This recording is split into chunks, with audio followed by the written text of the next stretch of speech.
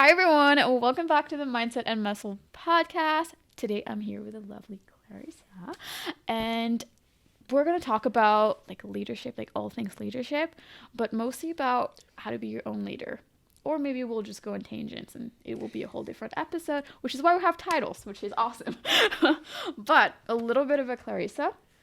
She has a diverse professional background, including there's like so much going on too, so I have to read it, including strategy, leadership, marketing, real estate, youth and child resiliency, community engagement, program management, the arts, and service industry. And you help change makers, leaders, visionaries, and business owners reignite their passion and purpose so that they can love their work and lives and even have energy for the things that matter to them the most, which is awesome. And your education was so you did an undergrad in psychology and Spanish. Yeah. Hola. Hola.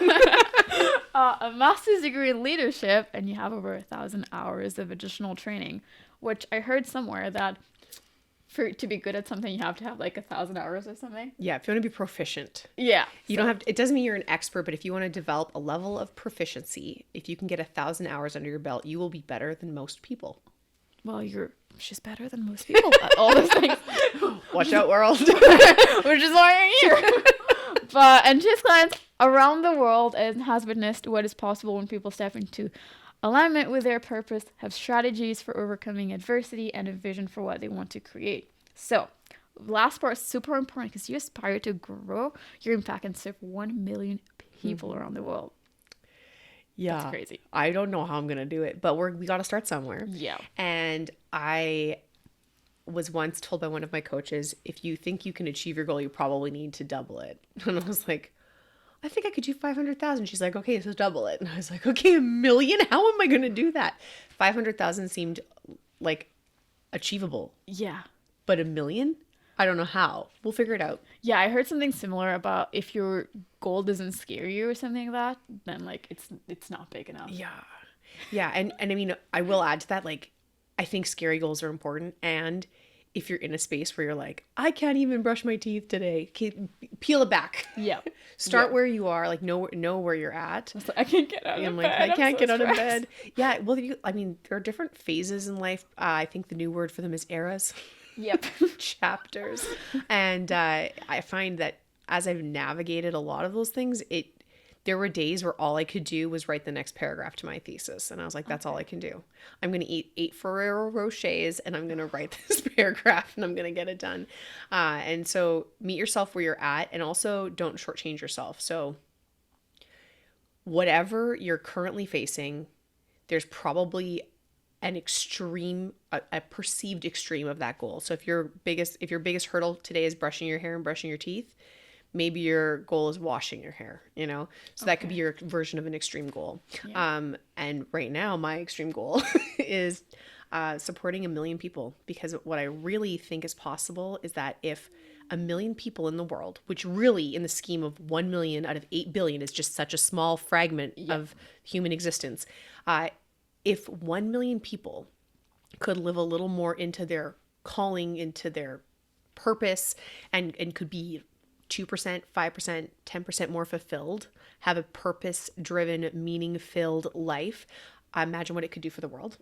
Imagine if they took the risks and they did the things and they didn't shortchange themselves or their goals, what would be possible, and what their impact would be on the lives of others. Because I'm quite clear, I'm not the answer to cancer. Like, I know that. It's not me who's going to solve that.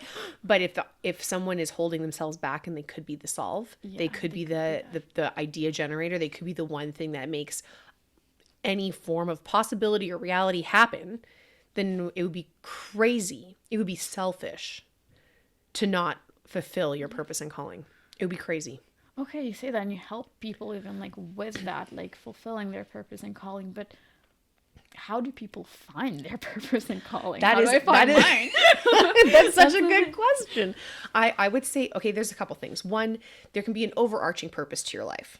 There could be one thing that you're like, this, no matter what, do or die, I know my purpose in life is. And one of my girlfriend's purposes, she's like, I'm so crystal clear. My entire reason for being on this planet is to care for other people's children. I am designed and destined for that. I was like, amazing. I don't know if I fully, my overarching purpose isn't that. My overarching purpose is to like, I want to help people and I want people to love their lives. Like, that's why I exist.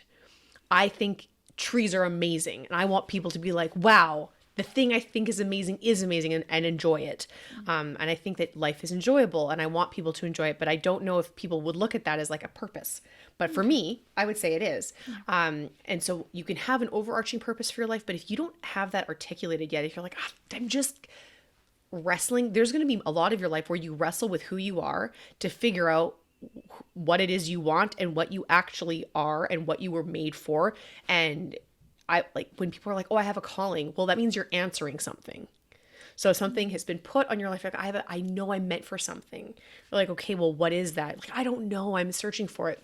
And so I would say there's levels of purpose or like scale, purposes of scale.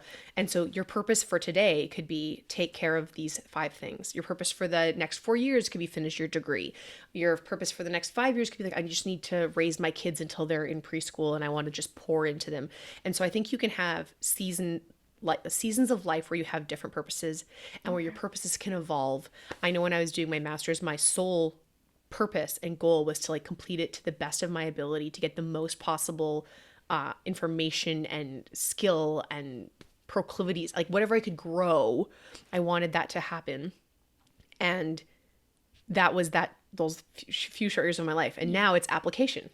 Yeah. So sometimes you have milestones of purpose that support your overarching purpose and you may not be able to articulate it immediately.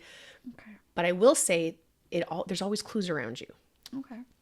And if you're one of those people like, oh, give me the first step. Like, don't just tell me there's clues around me. Like, what? Fair enough. Like, how do you look for it? Yeah. I would say one of the first things you would do is, where do you find yourself having endless energy? Oh.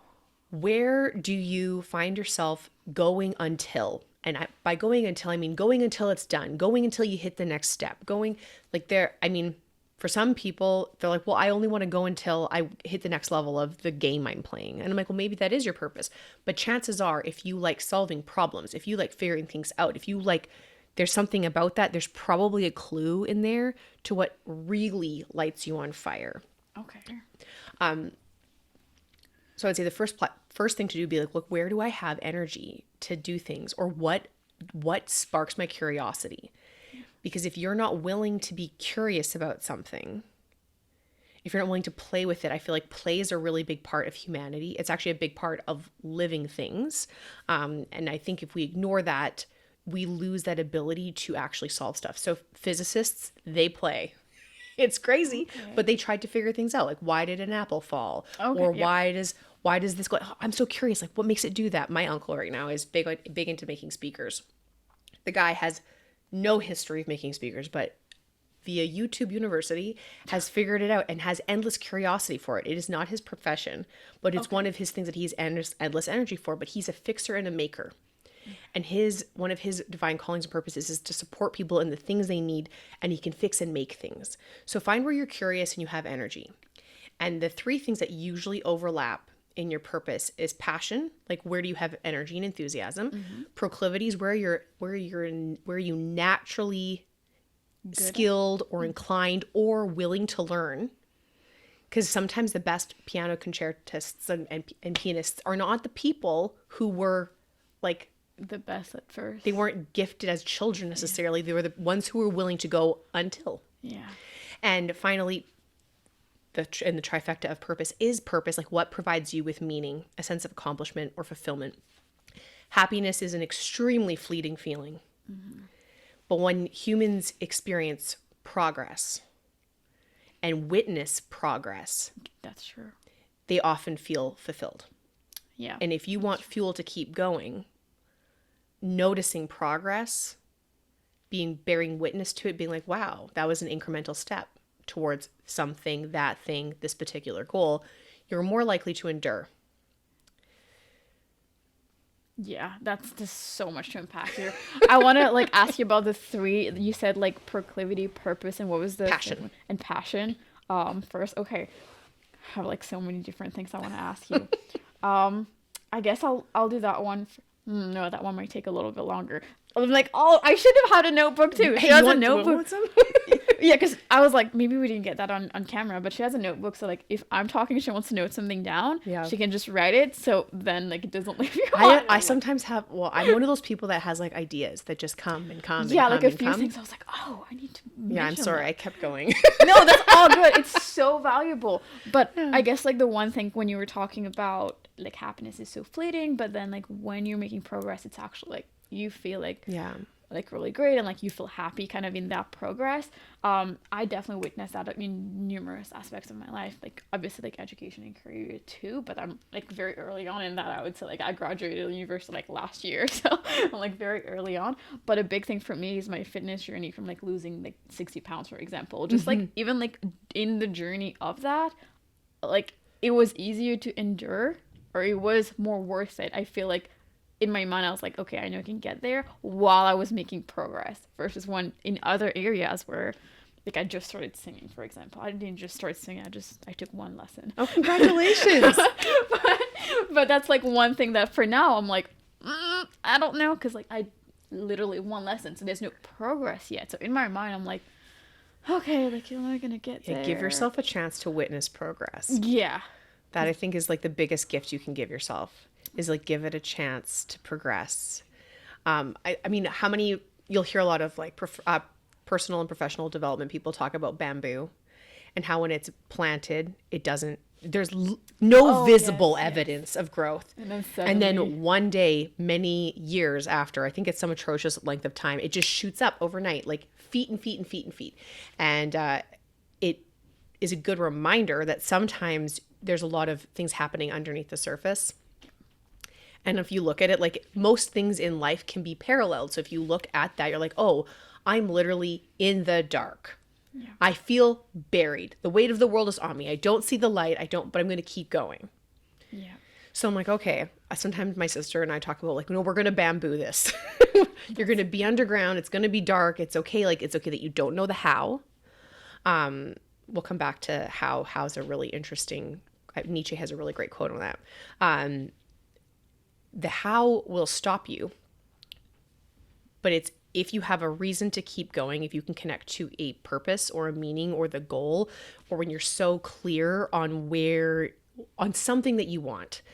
So if the goal is to finish university and you're just buried in textbooks, okay, well, maybe the goal is just like get through that exam, get through that midterm. Like you're buried right now. You're buried in learning, and that's okay.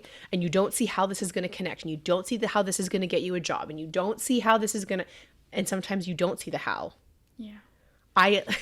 Like if you look at my background, there's literally none of that. Like none of my education is in marketing. And yet I was I oversee a marketing department and I lead multi-million-dollar projects, and that's insane.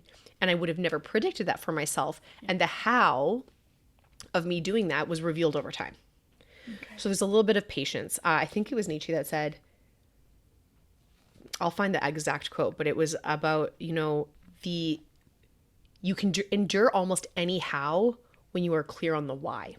Okay. I'll find the exact quote. Yeah. While you're finding that, I also want to ask, so yes, like that's a great analogy, like the bamboo, but sometimes I wonder at what point, if somebody's really trying and it's not working, like for example, let's just say it's like a side hustle that they're like, okay, I want that to be my business or whatever. They're just trying something on the side. I don't know, like affiliate marketing or whatever it is, like selling on Etsy, selling all their clothes, whatever it is. Right. At what point do they say, okay, this is not working, let me try another way, and either pivot or I feel like giving up would usually be like a don't give up, but then like at what point is it okay to either quit or pivot, or just literally like doing the same thing? Because at the same time, Einstein did say doing the same thing over and over again, expecting different results is kind of like madness or insane, right? Yeah, 100%. And I would say the best answer is it depends. And that's such a tough, because I'd love a silver bullet, but the truth is how most things are done are through 1,000 golden nuggets, not through a one silver bullet, 1,000 golden beads. Yeah. It's, you're like, oh my gosh, how did this form? So for example, I look at people who I wouldn't have endured. There's things I would not have endured. I for a long time, I've told my sisters my family members that the thing that I think I'm here to learn this time on this earth school is the act and experience of discipline. Okay. And I look at people like the Tony Robbins, the Jamie Kern-Limas of the world. And like Jamie Kern-Lima founded It Cosmetics, and she was rejected hundreds and hundreds of times. Like I think it was over 200 times. And she literally was living inside of her home in like this 1-bedroom apartment with all of her last pennies invested in her company. And they literally weren't going to be able to afford the thing. And she finally gets an opportunity on the shopping network from a guy who told her, no, you can't do this. You'll need these kind of models. You'll need this kind of stuff. And she was like, this isn't what it's for. She has rosacea. She knows that she needed foundation because when on camera, her makeup would melt off and it was terrible. And it ruined her career as an anchor, as a news caster. And she was like, I can't live like this. And she believed in it so much that she is now founded It Cosmetics, sold it for $1 billion to, is it L'Oreal? But became a billionaire in that state. So I would say that the willingness, there's the word that we don't commonly use, forbearance, which means the capacity to be patient and endure. There are times to stop and there are times to keep going, and you have to absolutely decide. So I would call it an internal divining rod. The truth is, you could tell your mom and your dad about your dreams, or your best friend about your dreams, or your husband about your dreams, or your dog about your dreams. And they could be like, I don't know, that sounds scary. And what's true about your passion, your purpose, your goals, your divine calling, the destiny set in your life is that the people around you love you a lot. And sometimes they'll hear that risk and be like, oh my God, I want to keep that person safe. I want to keep you safe. Yeah. And so they don't mean to keep you small, but they do mean to keep you safe. And as a result, we sometimes don't take the risk. We don't do the thing. Yeah. I don't know how many times I've looked back and I've either talked myself out of something. I don't need actually my mom, dad, sisters, partners, coworkers to talk me out of things. I can do it myself. Like, I don't need your help. Sure. I can do it by myself. But there are times where I told one of my best friends what my goal was. And she's like, don't you think that's a really big dream? And I was like, yes, I do think that's a really big dream. She's like, shouldn't you start smaller? And I thought, I immediately knew no. And so sometimes you literally just know, or you have a sense. And I would say often it wasn't a loud no for me. It was a whisper. Okay.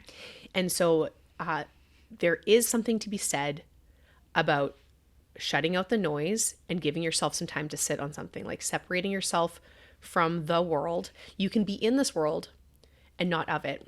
Because you know how many people aren't going to be great leaders? Most people. You know how many people who are not going to be millionaires, billionaires, big impact makers, massive researchers, Nobel Prize winners? Most people aren't going to be that. And we play it safe to keep us safe. We play it small to keep us safe. And there is a tremendous downside to that. And the internal dividing rod. Like, I know that I'm doing a couple things right now. I have my hands in a few pots right now because I'm supposed to.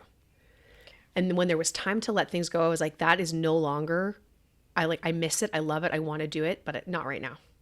Okay. And you have to be willing to trust yourself. Like, if you can't trust you, if you don't have your back, who else does? Yeah, is there like a middle ground? I'm thinking, for example, like family is very important to me. Oh yeah. When I have a husband too, like if he says something that will like mean a lot, like that will weigh a lot. I'm not just gonna be like, oh yeah, I know we have kids, but I know I'll just take that on my line of credit to get that coaching done or whatever. But so like it's something that I think about because I do need their support and things like that too. But at the same time, I don't want to stay small. Like, I want to try to do something that's a little bit outside.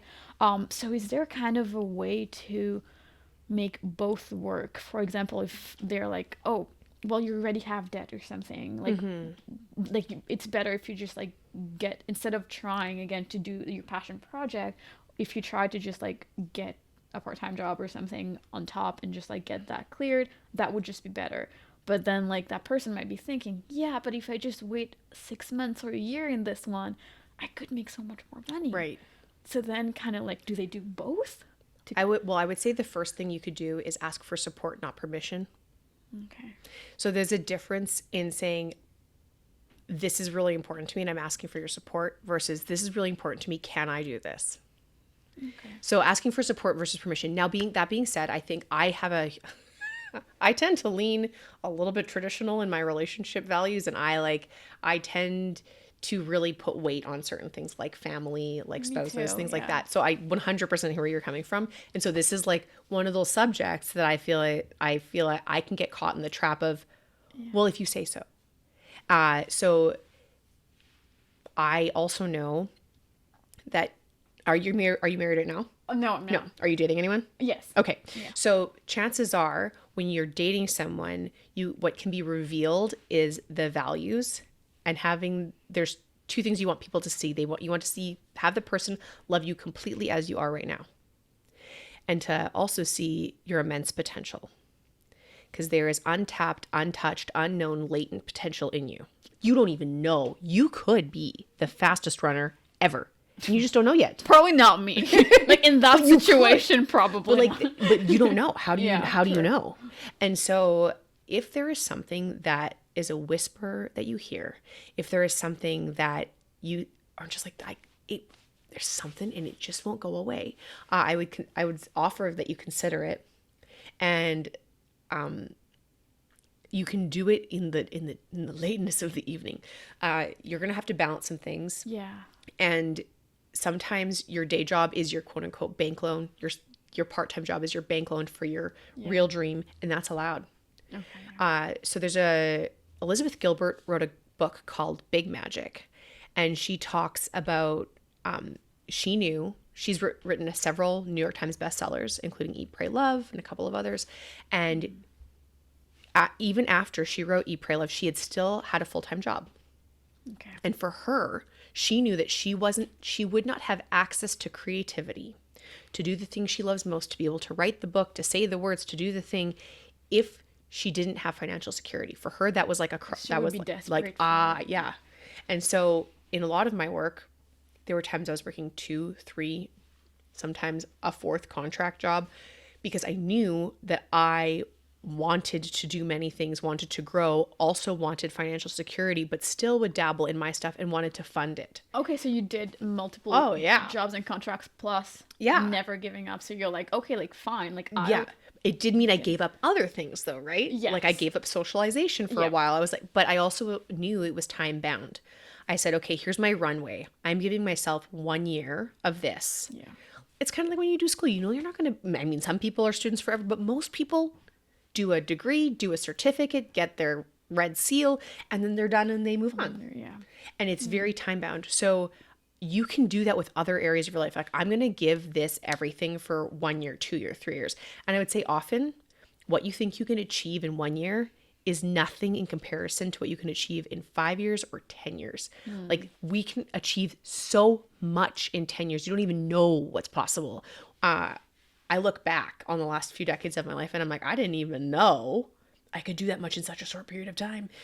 Because you realize 5 and 10 years is actually quite a bit shorter than you think it is. Okay. And 1 year can feel like so long. I feel like we're also overestimate what we can do in like 2 months or like 1 month. Oh, I overestimate what I can do in an hour. And then, like my to-do list is like so many, and I'm like, well, I didn't get half of it done because like, oh yeah, there's only so much time. I have my Saturday to-do list. I like doing all of the house things on Saturday. My Saturday and Sundays are oh my so long. gosh. And I have a Friday night, Klarissa is an ambitious Klarissa, and Saturday Klarissa looks and she's like, do you know how long that's going to take?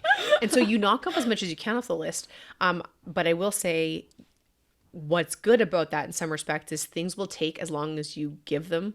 That is true. So, I mean, okay, so fun fact, I did my master's and that was great. And I was writing my Keystone Project capstone thesis thing, and I got really sick and I was in the hospital and I had to stop everything. And then I came back and I had imposter syndrome like you wouldn't believe. Like, I had already gotten into the program.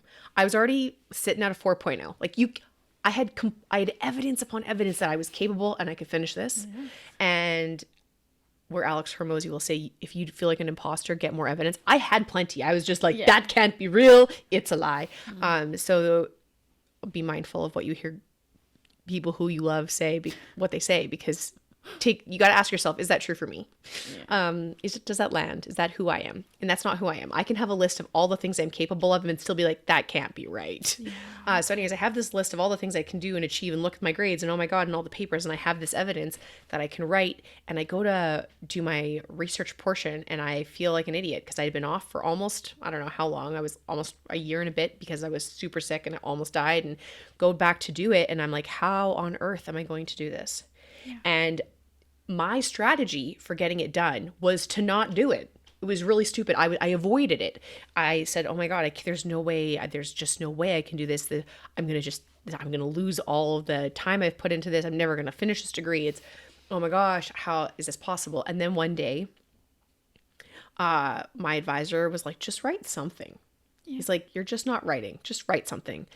And within 3 weeks, I had finished the research, did all the data analysis, wrote the paper, and did it so well that it's now used as a model paper for people in that program. So I think about that and I'm like, I didn't know. And I could have taken a full year to write that. But what happened was everything happened in 3 weeks and I was still working full time. Okay. So it will take as long as you let it take. Yeah. That being said, there are some things that just take time, like growing plants, or like that there's just a natural thing. But if it's a task and you can handle it and you can do it, it will take as long as you give it. So basically, if it's in our control, then it will take as long as we give it. Yeah. But if it's something that it's reliant on other people, Right. then it might be. I cannot necessarily, maybe it's possible that I can control how long the light turns red for and stays red for, but sometimes I can't. Well, sometimes if you if you're really, can you really not control it? I feel like I do that all the time. Come on, where turn I'm like, green, turn green. And now the countdown's on. I'm like, I'm not changing anything. Like I can see the numbers I'm sticking like out. glancing at the countdown, being like, okay, you're almost there. Almost. But yeah, I would say like give yourself an opportunity to surprise yourself. And also, never in a million years did I think I could complete a full thesis with all of the research and the lit review in 3 weeks. And so it's like, there's stuff that's possible that you didn't know was possible. Yeah, until you do it. 100%. But like, also like, what does it really take to be able to do what your calling is or things like that? Because I guess it also depends. If somebody has no like kids or nothing, they literally could do like a part-time job to like survive and then do most of their time for that, versus somebody who has like a job and kids and like some other stuff going on plus doing that. Obviously it depends. But I think it can change. I will tell you a really phenomenal story about a girl I met. I met her through happenstance, and then I recognized her at a different situation. I was like, I know you. Her name is Rebecca Ledke. I always say it wrong. And she has 3 kids. And one of her kids has had an extraordinary battle with cancer. Like very young. They weren't even sure he was going to make it to kindergarten. And as she's navigating this, and it had been years of this experience, and I was like, oh my word, like you poor soul. And your other kids are like watching their brother go through this. And at some point in that, she said, I can't handle how this is going. I don't like how the system is. I don't like how this is happening. I don't like how parents are involved in care. It could be done differently. It could be done better. And I want to fix it from the inside. And I thought, oh my God, what do you mean? And what she meant was she's like, I think I'm going to apply to be a doctor. I'm going to get into school and I'm going to work from the inside. So she's already got a degree. She might even have 2.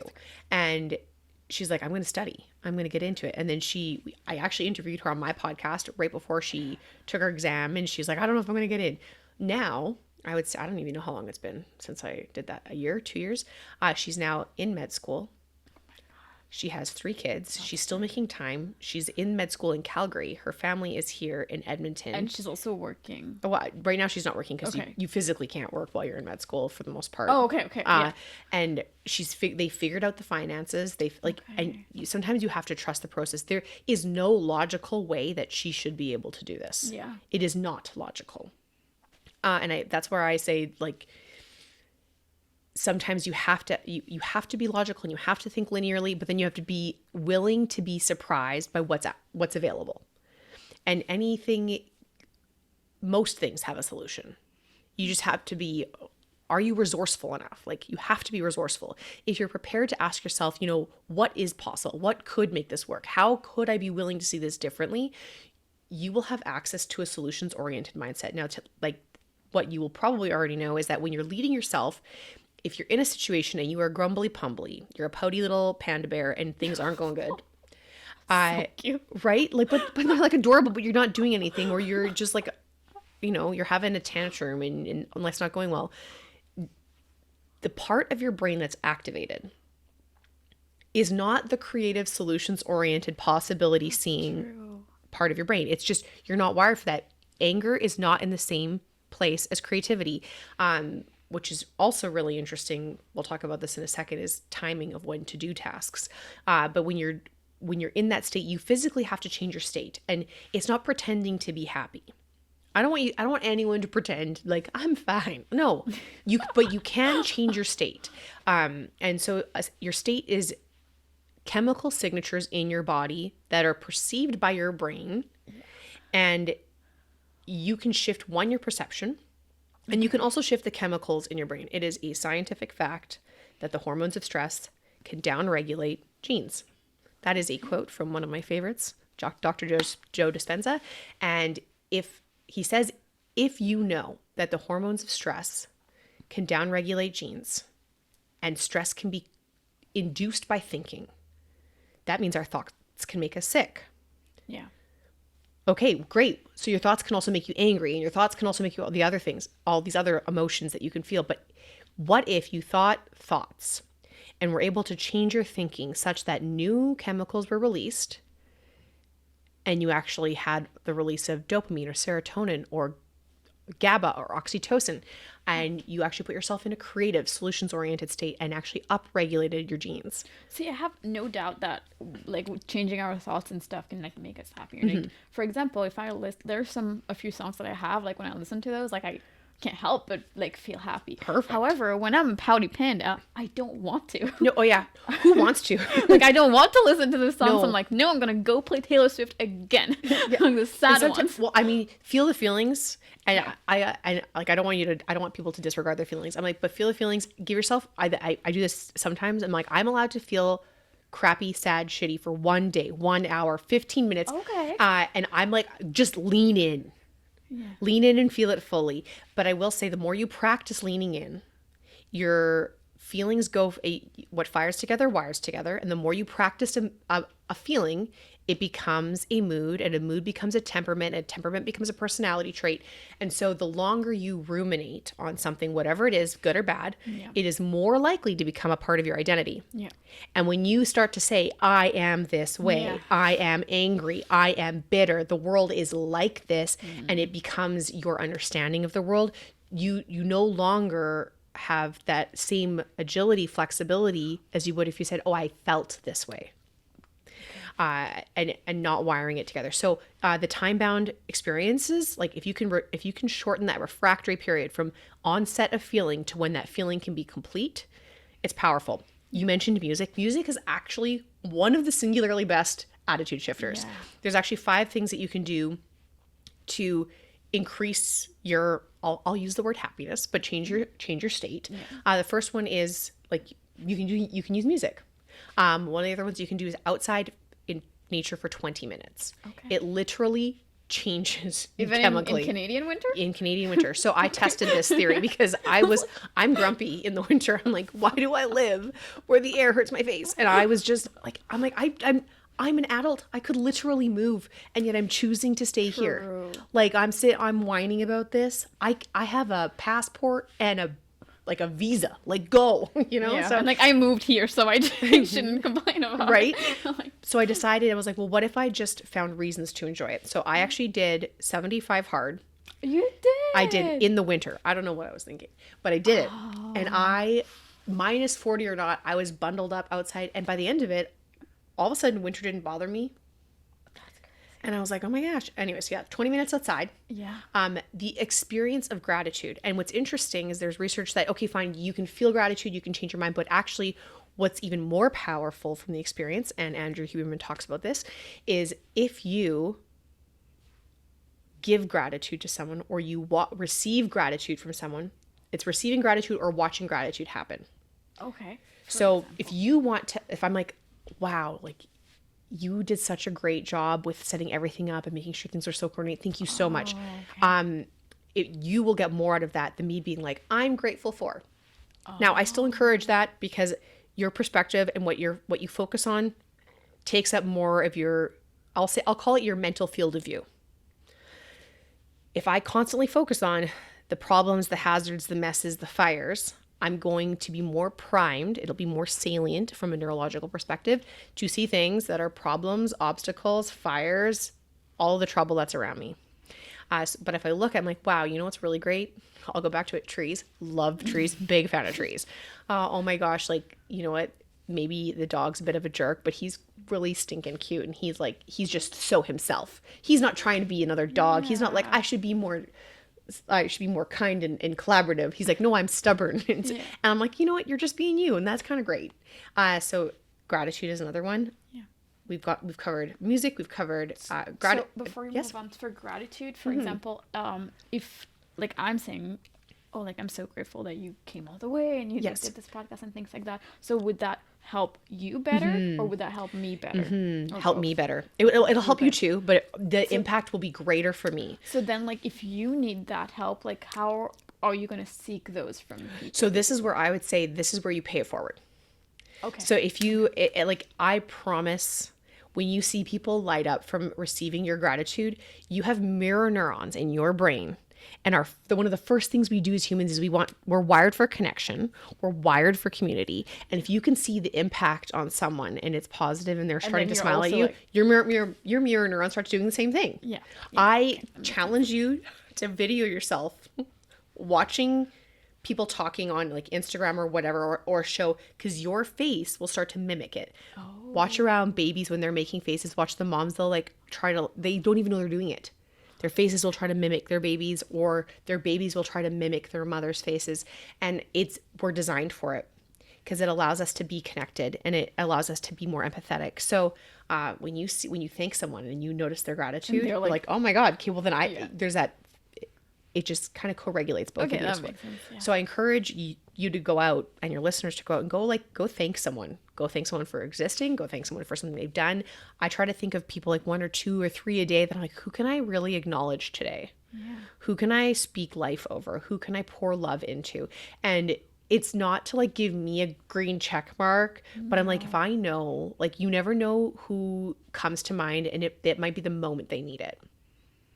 Yeah. And it's always about still being genuine. Like, when it's not about, again, like kind of like checking off the boxes. No, it's more so about like being aware of things that 100. We might not pay attention to, but we're like, no, let's bring it to a little bit more to the surface and be like, this is something that happened. It actually is real. And I do feel gratitude for 100%. That. It's just that I wasn't thinking about it. Right. And if you need an idea, like, what's the most boring thing about that person you really love? Like, you don't have to think of something magnanimous or interesting that they've done. You'd be like, wow, you know, I really admire this about you. Like, I love that you're always like prompt with answering texts. That's a pretty boring thing about someone. Yeah, but it's like, even more genuine. It's like, you don't have to find the incredible. I mean, often the mundane is where the magic lies. Like, it's the details can change everything.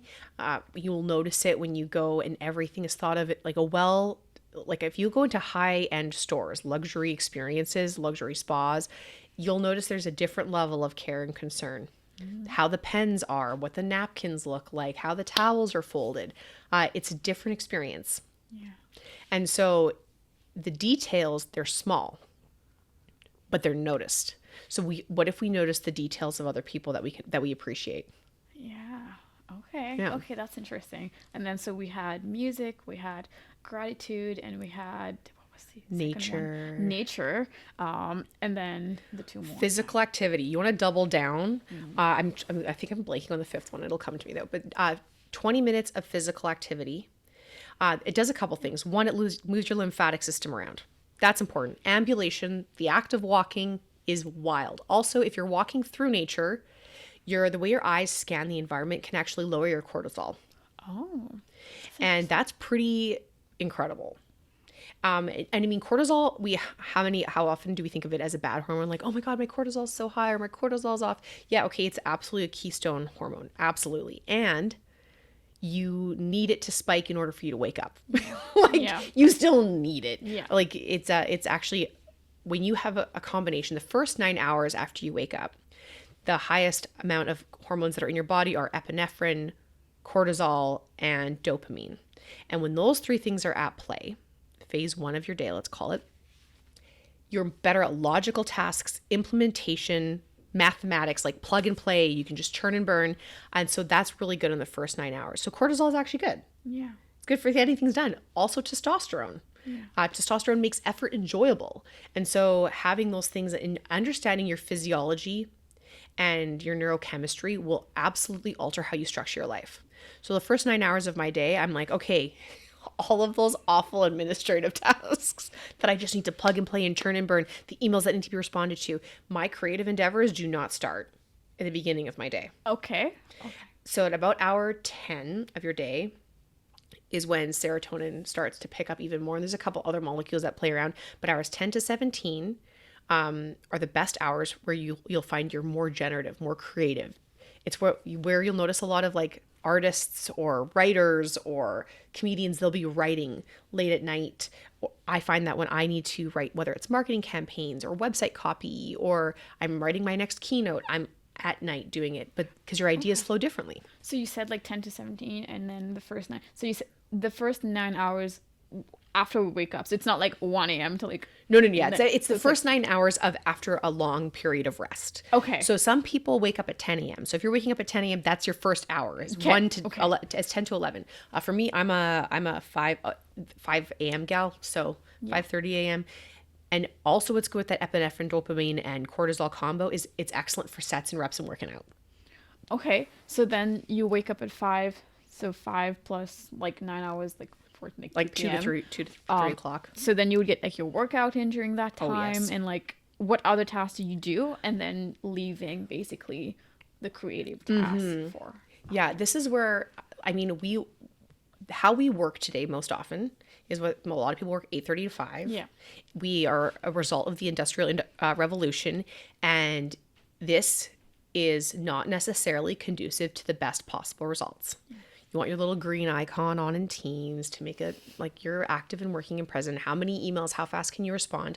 And that actually isn't a measure of impact, productivity, or revenue generation at all. Yeah. But we have our day structured like that. And if my encouragement to people is, if you can, leverage your physiology. So the first 9 hours, and you also need to be creative. So for me, if my creativity can start at 2 p.m., a lot of the brainstorming, a lot of the stuff, a lot of my writing that I do for the companies, I do starting at 2 o'clock, 3 o'clock. Okay. I have a cute little espresso, or usually decaf, because I'm now in that phase of life where coffee after a certain hour is not appropriate. No. But I know that when I combine those things, I get this beautiful flow. Yeah. So yeah. You can change your state and then leverage your physiology. So we can go back to that original conversation where you're like, but when you're grumpy, what then? Do something. Change your environment. If you're sitting, stand. If you're like, the thing is, the second you want to implement change and you're in a mood or in a space, watch out, because your body wants what is familiar, because familiar is equated with safety. Familiar doesn't mean safe. We just think because we know it-ish that we can be safe. So be prepared for your own resistance. There's a book. Oh my God, you need to read this. It's called Do the Work by Stephen. I'll find it. Okay. The book is called Do the Work. And it is next level, because he talks about resistance as if it's a character, and how you can, in fact, run into resistance and have it, like, for every force, there's an equal and opposite force. If you're going out into the world to be generative, expect that resistance will show up. If you're leaning into your purpose, your calling, expect resistance to show up. And once you have it there, not as a foe, but as as something that just exists. You'll still be able to endure and go over it. So in a world of personal leadership, if you're going to move forward, expect that you're going to have to endure and overcome, one, yourself, if not the entire time, or at least most of the time, and two, overcome others. Whether it's the world or people or your computer not working, you're going to have to overcome something outside of yourself. Yeah. First of all, I'm super impressed that you remembered like the initial question that was. 'Cause I have a goldfish memory, so I would not have remembered. I would have just went on a tangent. Sometimes even in a solo episode, and then I just like never know. It's just never ending. Hey, it goes where it needs to go. But that was awesome. In terms of then, if we are working a 9 to 5 or like an 8 to, did you find it? Stephen Pressfield. Stephen Pressfield. So it's like Do the Work. It's Do the Work by Stephen Pressfield. And he's extraordinary. There's podcasts where he's interviewed. He's so great. What I love particularly about his book, and I will show you, once it loads, is that it's not written like a book. It's written with different fonts to draw your attention to different things. And it's just like, it's just... Oh, that's interesting. It is interesting. So resistance is always impersonal. Resistance is not out to get you personally. It doesn't know who you are and it doesn't care. Resistance is a force of nature. It acts objectively. Resistance is always lying and is always full of shit. So there's a lot of honesty in his thing. And the truth is, like, whatever you're bumping up against, because one of your questions was, how do you know when to stop? Well, you get to decide. Like, sometimes what I have found is that the goal that I was originally pursuing actually led me to an entirely new goal. Mm-hmm. And I thought, never in a million years. Like, I pursued my master's for the reason of feeling credible. That was, I knew I wanted the material. I knew I was thirsty and hungry for it. I knew I could just eat it up all day.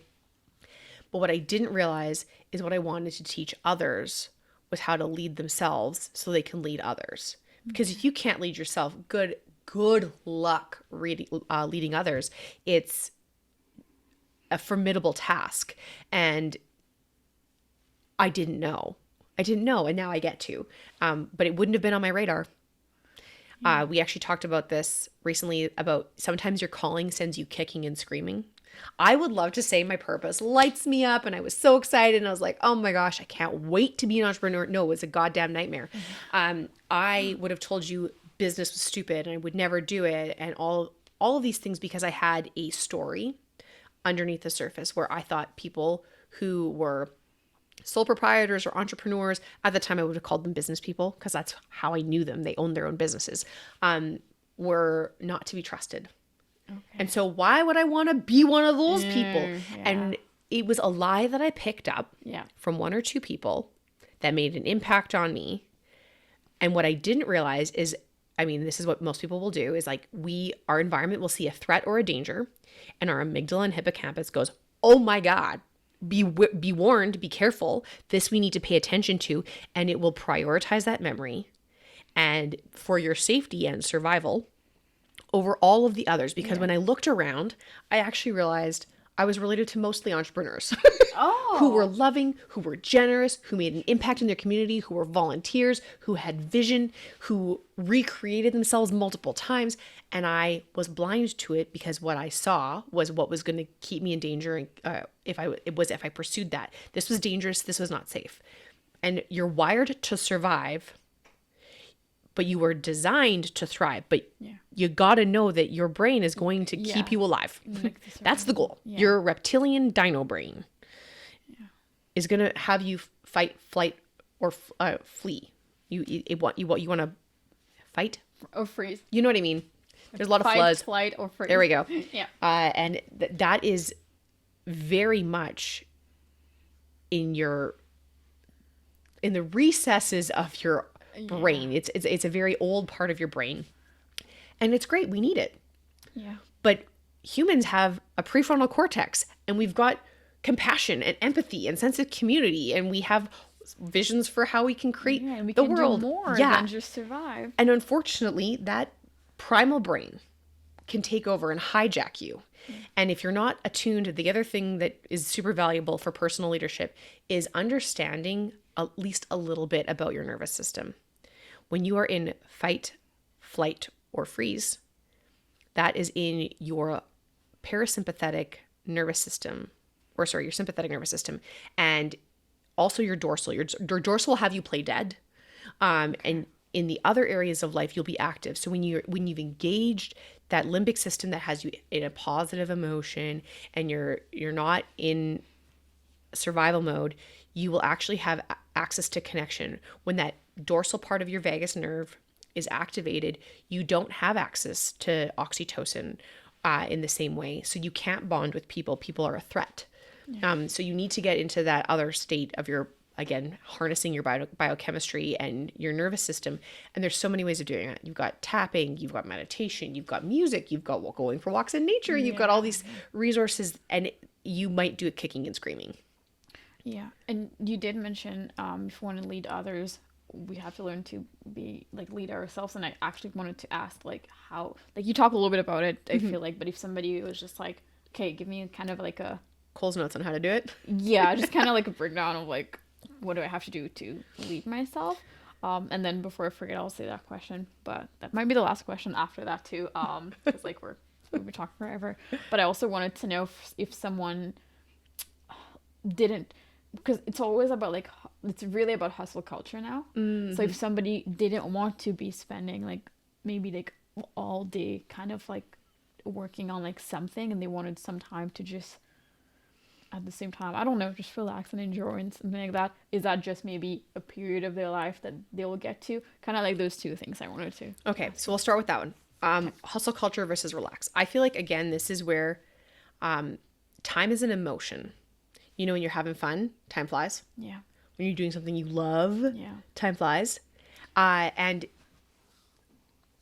yeah, when I spend time with my boyfriend, I'm like, well, I'm grumpy now because it was like 5 minutes, and he's like, you've been here for a day and a half. I'm like, 5 minutes. Yes, exactly.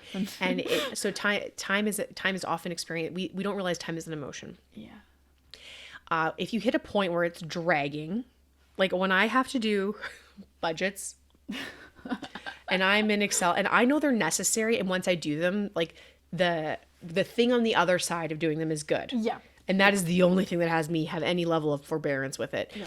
And I know it's time slows. I have never experienced such sticky time as when I'm doing things I just can't stand. I'm just thinking about like being on like really awkward date. I'm just thinking about that. That too. Like, can I leave? Oh, it's only been like 15 minutes. How has it been 8 days? Oh my God. It's been both 8 days and 17 seconds. Get me out of here. So what I will say is that your body does need rest. There is just nothing to it. However, sometimes I would encourage, this is where I don't know, there's this weird thing that we're having culturally where it's like boundaries. I'm not putting in anything more than my basic expectations. Yeah, like the soft life versus the hustle. But I think there's both. Like I have a soft life and a hustle life. Okay. Like I kick it at like spas and I don't look at my phone. I like the Nordic spa. I don't know how I spent like 10 hours going from hot to cold to sauna to like laying. It was insane, but I think you can weave it in. And I think intentionality is important. Sometimes we have a dichotomy in what it is. It's either hustle or this. Yeah. And you can definitely be in a chapter or a season of life where all you are doing is soft girl era. Okay. I think that's possible. But I mean, at the same time, if you also have that mega goal. Yeah, some people just want their life to be kind of a mixture of them, I guess. But it looks like you're pretty efficient. So then when you're working, and then when you're at the spa, you're just like, I'm not working. Or I get down. I think I used to really want it to be one or the other. Okay. But sometimes I'll sit, and in that stillness, I'll hear the whisper, I'll get the thought, I'll have the idea. So I always have a notebook. Bring a notebook. Always working. Bring a notebook. Well, I feel like if you have, not everyone's like this, but I'm the person where ideas come. Yeah. I fast. But then they leave. They also leave just as quickly. Yeah. And so I don't mind collecting ideas. Yeah. And chewing on. I don't do anything with them. I just, that way I'm like, oh, I'll come back to you if I want to. Yeah. And I also try not to put it on my phone, because my phone is another place where I can get distracted. Yeah. And also the physical experience of writing things out. What's beautiful about physically writing things out is it forces you can type so much faster than you can Yep. write or scribe. And my encouragement with writing things out by hand is that it forces your brain Slow down. to slow the F down, and you can actually get present to thoughts, and you can, I'll use the word meditate on thoughts or ideas, and you can actually be more intimately connected and say, do I really believe that?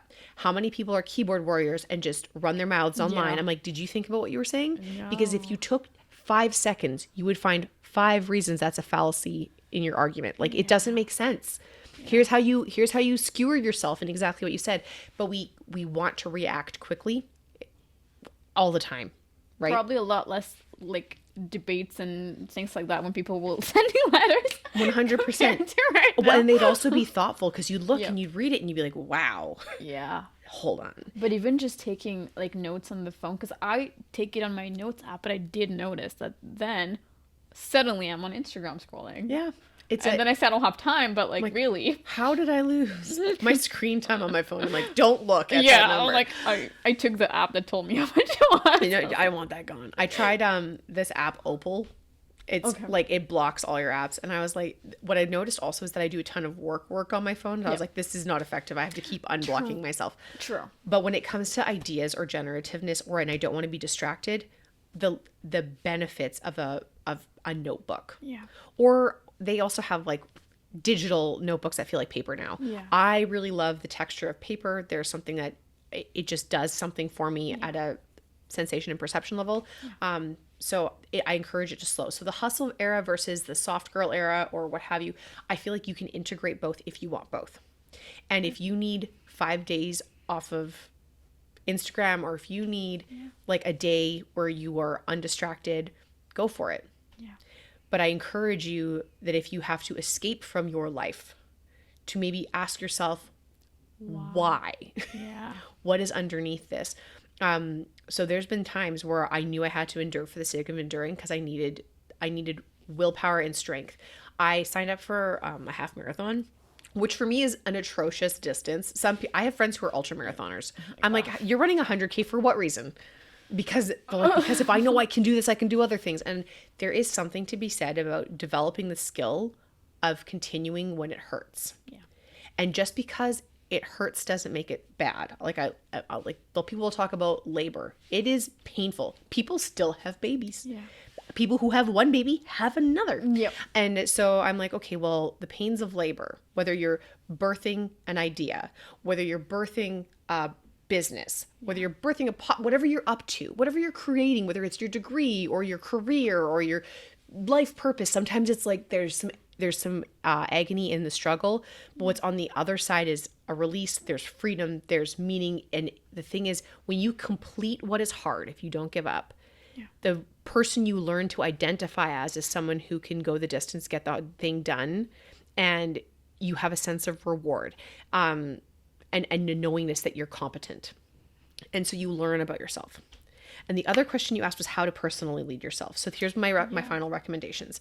1, have a really clear ability to articulate the difference you want to make in the world. Okay. I want to exist so that people to blank, so that blank is usually the structure. I want to help people to see and have their purpose and passion reignited so that they can have time for the things that matter most to them. When you have a sense of energy and direction, you can literally endure things that you didn't know you could endure. If I had known what I was going to go through with my thesis, and if I had known when I was going to be in the hospital, going to be on my deathbed, have a social worker sitting at the edge of my bed being like, so you need to write a personal directive because we're not sure you're going to make it out of here. I don't know if I would have ever signed up. I don't know if I would have done it. I don't know if I would have continued. And if you had told me, if I had known every step along the way of what I had to go through, which by the way, isn't the worst, and people have gone through worse, but subjectively for me, it was awful at the time. Yeah. But I would have never said yes. I would have never signed up. And yet I would have never, and now being on the other side of it, I wouldn't have changed it. But if it was standing before me and I had the option to say yes or no, I probably really quickly would have said no. Mm-hmm. So I would say, know your reason for being. Like, what difference do you want to make? Mm-hmm. The second thing I would encourage you to be able to do is articulate your values. What lights you up? What has you committed, focused, and enlivened? And for me, that's connection, contribution, and fun. what I'm able to do is not only say that those are the 3 things that mean to me, I'm able to tell you what they mean to me personally and how I can live them out in my life. So connection means I used to be community, but I was like, it's not really community. I don't want to sit in a room with 8,000 people and not feel connected. Small, but okay. Like I want to have a relationship. I want to have something meaningful in that moment. Contribution, I want to know that my efforts aren't useless and fruitless. I want to make a difference. I don't want to sit there spinning my wheels. I don't want to sit there feeling like this means nothing and is empty. And it might, but I don't want that feeling. Okay. And I also want to have fun. Like I want to enjoy it. How many people choose to climb Everest? Crazy people that they are. Bless your hearts. I'm like, I would never. Yeah. What, do I hike in the summer? A casual mountain? Yes. And it's a hill. It's a gentle hill. But there are times where I'm like, this is really hard, but I get to the top and I'm like, wow, I get to see from an entirely different vantage point and I love this. Look, that's where we came from. Look, this is where we are. Oh my gosh, do you smell the air? It feels so cool. Oh my gosh, we saw a moose. Those are things that are fun to me. Those are very Canadian things too. Oh my god, I saw a moose. Said nobody else ever. It was really fun. I liked it. I also saw a mama bear and her cubs running, and that's terrifying. If you are ever in Canada and you see a mama bear and cubs, stay far away. Yeah. That mama will eat you, or at least hurt you, to stay away from her baby. So know what you're to blank, so that blank. I exist so to help people do this, to find a solution to this, so that, and just be able to state your values. I would say usually your core values are between 3 to 5. Okay. There's really cool exercises to discover them. If anyone has interest, you're welcome to reach out. I have a PDF I can send your way. It's very fun. And you'll find that your reason for doing things is actually already revealed. When I was discovering what lit me up, I was able to pull from like a skiing experience I had with my grandpa. I was able to pull from like my first job. That was my dream job at the time. And I was able to see things newly through 3 different things that outwardly were unrelated. But I was like, oh my gosh, all of these things had these 3 things in common: connection, contribution, and fun. So when you can articulate that, it'll also have the ability for you to take action and say yes to things where you should raise your hand, and also know when to say no.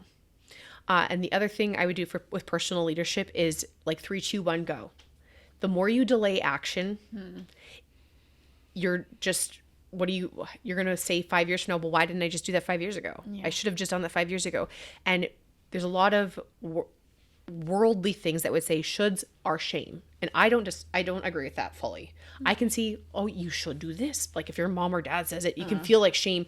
But I'm like, oh, I should work out this morning, but I really just want to stay in bed. But then you think, if I had started working out 5 years ago. Yeah, if I would have. Yeah. Your shoulds become your would haves and your could haves from 5 years from now. Oh. So I should work out becomes, oh, if I would have worked out, I could have gone skiing with my friends, or I could have played with the kids, or I could have gone on that adventure. Yeah. And it is a dangerous game to play when you say you should do something and then you don't implement. Yeah. If you want to advance yourself in life in any way, shape, or form, if you want to make a difference, if you want to fulfill your purpose or have a sense of meaning, your first thing is implementation. Like decide something, decide anything, and do it. And then if you need to cease that decision, you're like, oh, that was close, but that wasn't quite right. You can make a new decision, but you can think about the things you want to do all the time. And there are things I thought I wanted to do, and then I got the job, or I dated the person, or I bought the vehicle, and I was like, oh, wasn't quite right. Like, that's not quite right. And so sometimes you need to experience it. So action begets clarity. You want rapid clarity, take action quickly. So have a sense of your reason for being, your purpose. Your 2 blank, so that statement, and have a sense of your values, be able to say what they are and define them. And finally, action begets clarity. So implement. And you don't need to reinvent the wheel. You need to iterate. So you need to, hey, that kind of worked. I'm going to tweak this. You don't need to throw it out the window. Okay. You probably learned something. Yeah. You don't build off of failure. You build off success. So look for what worked, because success leaves clues, and build off of that. Interesting. Yeah, so that's how you personally lead. That is so interesting. So much value out of that. And if you have that PDF, like if you want me to put it in the show notes, I will look it ready. I'm gonna add it to my notebook. Send values PDF. And then you guys can just find it in the show notes, and that will also be Yeah. like just like this whole episode. That was like mind blowing. I was just so sitting here glad. like, ah. Also, to add to that values PDF, if you are sitting there like, I need to be walked through this, I can't do this on my own, I actually offer virtual workshops. So you can check that PDF out. You can check out my website, and we'll be hosting one where it's supposed to be the beginning of April, but I think we're moving the dates because I have some conference stuff that I need to do. But they will come up because it's sometimes hard to do it on your own. Yeah. And if you want to have a date for the next one, or not yet? Not yet, but Okay. I'll keep you posted. I'm hoping before the end of April. That's the goal, is before the end of Okay, April. yeah. So it will move quickly. And it's really accessibly priced, and it you get to meet people that have the same kind of thing, values as you, and or interest in values, and you have people you can talk to and build off of afterwards, which is really great. Is that an in-person thing? We do both, virtual and in person. So if you're more of an in-person kind of gal or guy, you are more than welcome. If you're more of a virtual kind of person, also available for you. So like if you're in Edmonton, I want to come. Yes. Or if you're around the world and you're like, man, Edmonton sounds rad. You're welcome to with join. the moose and everything that you could see. I will find a somewhere. moose for you. Probably not in the city, but tell me a little bit more, or tell us a little bit more about how we can find you, and then like again reaching out and just kind of like everything that's your part. Yeah. That's like I'm like stepping back. Okay, and, like, okay. everything that you need. You're so sweet. Okay, so my website is clarissaparody.com. We'll keep it in the show notes, but in case you don't check them out, it's KLARISSAPARADIS.com. You can find a bunch of information there. I have a podcast. It hasn't received enough attention lately, but it will be. We have a relaunch coming up really soon. And What is it called? we're just gonna. We have a new season of episodes coming up. Oh, so we don't know yet. We'll add that. We did some. I had to do some soul searching. Sometimes you take on a project, and that was one of the things I paused and was like, Yeah. is this? How do I want to do this? And in the world of connection, contribution, and fun, I was like, I feel like I'm not making enough of an impact. So we're gonna adjust some things, Okay. and it's gonna be great. Okay. And you can find me on Instagram at Klarissa Dawn. I reclaimed my middle name. It will no longer be a term of punishment for my parents. So yeah, you can find me at Klarissa Dawn on Instagram, on I think TikTok, which I mean I don't really use. But if you want most of my content, it's available there. And if you want to email me directly, it's hello@clarissaparody.com. Okay. Perfect. If you want to reach out, if you want to work with her too, and like what types of people like you work with, like what do you So offer? change makers, possibility seers, visionaries, leaders, or business owners. So if you find yourself being like, I want to grow my career, or I'm within an organization and I want to make a difference and I'm stuck. Am I the only person who gives a damn? I'm so tired of what I used to have energy for, I now don't. And I want to feel like my life is making a difference. I want to have a sense of purpose. Those are the people that come work with me. And what we do is we get you back on track and feeling alive and well so that you can fully enjoy your life. Basically, if anything that we talked about today resonated with you, like if you're feeling like I have all these questions, so I'm like, yeah, I'm feeling a little bit overwhelmed, I'm kind of lost, and I don't really know. I know there's something out there, but don't really know. Well, just here to help you out. Yeah, amazing. I'm so glad. Thank you so much for having me. This is fun. Thank you so much for being here. That was, again, awesome. Again, all your information is going to be in the show notes. And thanks, everyone, for watching. I'll see you next week. Bye. Take care.